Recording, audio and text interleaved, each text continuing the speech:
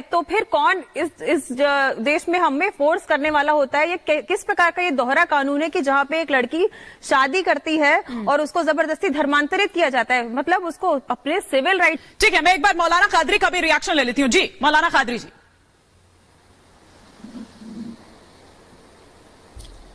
देखिए ईमानी जी, सबसे पहली बात तो यह है कि आफताब ने जो घिनौनी हरकत की है वो इंसानियत को शर्मसार करती है और उसकी तायीद कोई घटिया से घटिया आदमी भी इस किस्म की हरकत की कतई तौर पर तायीद नहीं करेगा।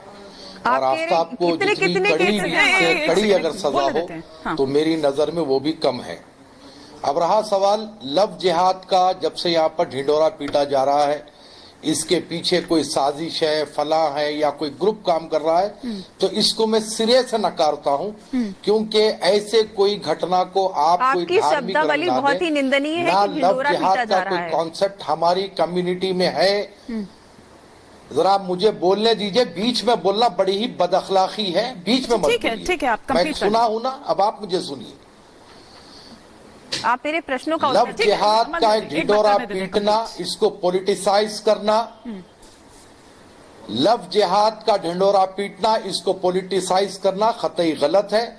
जहां तक के आफताब की हरकत है उसको कड़ी से कड़ी सजा देनी चाहिए, लेकिन ये कह देना कि लव जिहाद है, इसके पीछे ग्रुप काम कर रहा है, इसके पीछे कोई संगठन है, तो मैं कतई इस बात की तायीद नहीं करता। रहा जिस किसी ने भी माजी में भी पास्ट में भी ऐसी कोई हरकत की है तो उसको सख्त से सख्त सजा दी जाए और हमारे पास कोई ऐसा कड़ा कानून बनाया जाए जिस पर ऐसी कोई हरकत ना हो। साहब बहुत बोल दिया सवाल हमारे आचार्य जी ने कहा, क्या ये पहला केस है? बात की उन्होंने, आप ऐसे बात कर रहे हैं, कहना चाहता हूँ खुलेआम हिंदुस्तान के इतिहास में पहला केस आया हो, ये बात आपके सामने पहला केस आया है।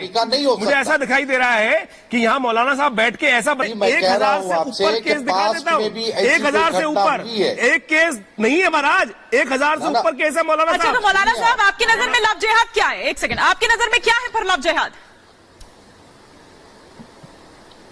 देखिए मैडम, ये लव जिहाद तो एक क्रिएटिव स्टोरी है, इसको क्रिएट किया जाता है। इंटरकास्ट मैरिज हमारे देश में जायज है। जाकिर नाइक क्या कर रहा था? जाकिर नाइक इजाजत दी है। जाकिर नाइक याद है आपको? जाकिर नाइक जिसके लिए आप बड़े बड़े संवैधानिक पदों पर जो लोग बैठे हैं, जाकिर नाइक याद है मौलाना साहब? जाकिर नाइक के आप साथ बैठते थे, उसकी डिबेट करते थे, उसकी सपोर्ट करते थे।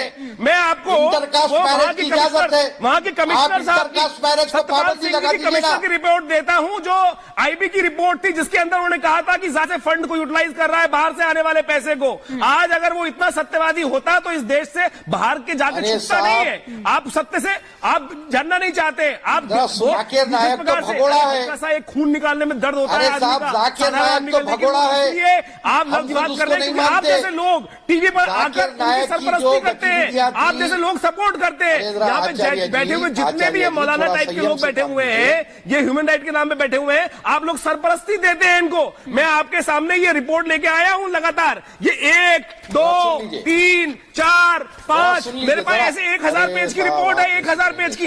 1000 से ऊपर केस है कि जिसमें लगातार सारे लड़के, कभी आफ्ताब, कभी मोमिन, कभी कोई और, कभी राहुल बन जाते हैं, कभी समीर बन जाते हैं। ये एक के बाद बने आता है। और मुझे बताइए, केरला की असेंबली के अंदर कम्युनिस्ट गवर्नमेंट ने एक रिपोर्ट पेश की थी। मैं नानी जी आधा मिनट चाहूंगा, लेकिन केरला की गवर्नमेंट एक बार बात होने देते हैं, एक बार कंप्लीट होने देते हैं, एक बार कंप्लीट होने देते हैं। कादरी साहब आप अपनी बात कंप्लीट कर लीजिए, फिर मैं माजिद हैदरी का रुख करूंगी। अरे मैडम, ये बीच में इतना बोलते हैं, इतना अरे कितना बोले क्या बोलने? ठीक है आचार्य जी, आचार्य जी, आचार्य जी आपका तो धर्म बढ़ रहा है। मौलाना कादरी एक सेकंड आचार्य जी प्लीज। मौलाना कादरी एक सेकंड, मौलाना कादरी, लेकिन आप ये कह रहे हैं, एक सेकंड जिया जी, आप ये कह रहे हैं कि पॉलिटिसाइज करने की कोशिश हो रही है, लेकिन क्या पिता भी वही करेंगे? आप क्या कह रहे हैं कि पिता को भी बरगलाया जा रहा है? क्या पिता को भी क्या मोहरा बनाया जा रहा है कि पिता आए और सामने इस तरह की बातें करें? पिता तो शुरू से कह रहे हैं लीगल क्वेरी। एक सेकंड दिया जी, पिता तो शुरू से कह रहे हैं ये बात मौलाना कादरी। देखिए ईमानी जी, उस पिता के दर्द को तो हमें समझना चाहिए और हम उनके दर्द के साथ हैं, हमारी पूरी संवेदनाएं उनके साथ। एक सेकंड जी, एक सेकंड कंप्लीट करने देते हैं। पिता उनके जो पॉलिटिसाइज कर रहे हैं। और रहा सवाल जाकिर नायक का, जाकिर नायक तो हमारे देश का भगोड़ा है। अरे हमने कब तायद की जाकिर नायक? सपोर्ट में तो आप बैठे थे टीवी पे, जाकिर सपोर्ट में तो आप बैठे थे, आपको सपोर्ट में बैठे थे जाकिर नाइक, उसको भी बंद करिए। Angel of peace, angel of peace कहते थे आप लोग। बैन कीजिए इंडिया में आप, उसके कोई संस्था है तो उसे भी बैन कर दीजिए। ठीक है जिया मंत्री जी, तो कह रहे हैं आपको, हाँ जिया मंत्री को और माजिद हैदरी को हैं। प्लीज स्क्रीन पर लेकर आए। जी जी कादरी, मौलाना कादरी। देखिए हिमानी जी, मैं फिर एक बार कह रहा हूं कि हमारी अंबर बहन भी कह रही थी कि जो है इसकी निंदा नहीं की गई, तो मैं पहले अपने शब्दों में ये कह चुका हूं कि इसकी कड़ी निंदा की जाती है और ऐसे हैवान की कभी भी तारीफ नहीं की जा सकती। उसका उत्तर देंगे। और हमारी बहन और एक बहन जो बैठी है वो सवाल, 5 से 6 बजे का अरे मैं दे रहा हूँ मैडम। जिया जी कह रही है मौलाना साहब कि आपने उनके सवालों का उत्तर नहीं दिया। हाँ उन्होंने दिया ना, कादरी साहब ने दिया, किसी ने नहीं दिया। मैं दे रहा हूँ, मैं दे रहा हूँ उनको, मैं दे रहा हूँ, सुन लीजिए आप। रहा सवाल, कुरान में इस बात का वाज़ेह तौर पे जिक्र है कि तुम्हारा निकाह मुशरिक के साथ नहीं हो सकता, यह बात तय है, ये एज पर इस्लामिक लॉ है। लेकिन हमारे हिंदुस्तान का संविधान इंटरकास्ट मैरिज को जायज किया है और यहाँ पर इंटरकास्ट मैरिज होती है। बड़े बड़े पदों पर रहने वालों ने इंटरकास्ट मैरिज की है। मतलब सुन लीजिए आप, कोई भी लड़की या लड़का जो कि काफिर है, मतलब नॉन मुस्लिम है, कोई भी लड़की या लड़का जो कि इस्लाम जो फॉलो नहीं करता वो मुशरिक होता है, ठीक है, उसके साथ वाजिब नहीं है। तो आप काफिर तो खा गए बहुत तेजी से, आपने सीधे बोला मुशरिक। आप हाइड एंड सीक मत खेलिए यहाँ पे बैठ करके। लॉजिकल क्वेश्चन मैं आपसे दोबारा रिपीट कर रही हूँ। I am repeating my question, if अगर एक महिला कोर्ट में शादी करती है और इस्लाम तक कन्वर्ट नहीं होती है तो क्या उसको अपने हस्बैंड की, अपने शोहर की संपत्ति पर अधिकार मिलता है या नहीं? क्वेश्चन स्ट्रेट है, बताइए।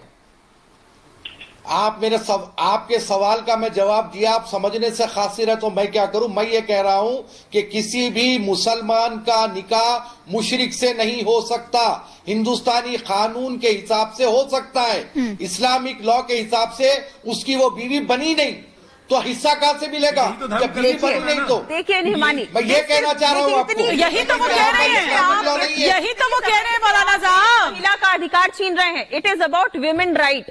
सही बात है, लेकिन जिन लड़कियों को टारगेट बनाया तो जवाब साहब बताइए ना, मौलाना साहब वो आपकी बेटी नहीं थी, वो आपकी बेटी नहीं थी, समस्या का समाधान। ठीक है मौलाना साहब, श्रद्धा बेटी नहीं थी। देखिए मैडम, मैं फिर से एक बार कह रहा हूँ, सुनिए हिमानी जी, बिल्कुल सुनिए आप। वो जो लड़की है उससे हमें पूरी हमदर्दी है, उसके साथ जो हुआ है कतई गलत हुआ है।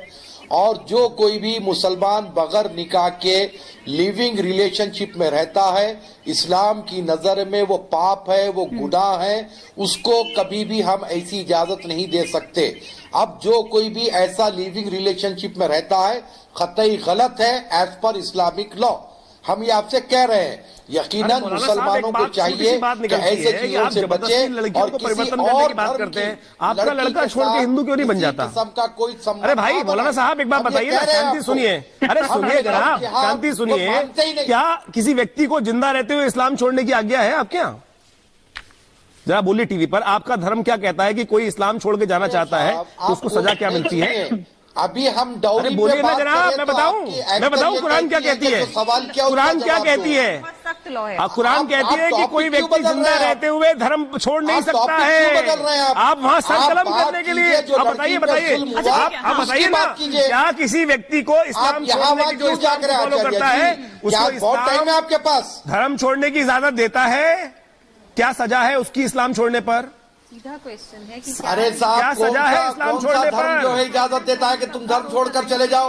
अरे क्या बताइए ना, क्या इजाजत है सरकलम की? आप लोगों का टारगेट ही यही है, आप लोग डराते हैं आदमी को, आप लोग जिस प्रकार से बरगलाते हैं, जिस प्रकार से रेडियो बनाते हैं, हम तो कह रहे हैं एक एक तथ्य। मैंने यहाँ पर आपके समझ आर्टिकल रखे, ये आर्टिकल छपे हुए केसेस है, एक नहीं सामने आ चुके हैं, उसमें लगातार हो रहा है। और यहाँ बैठ के मौलाना साहब बात कर रहे हैं, इंसानियत की बात तो कर ही नहीं रहे।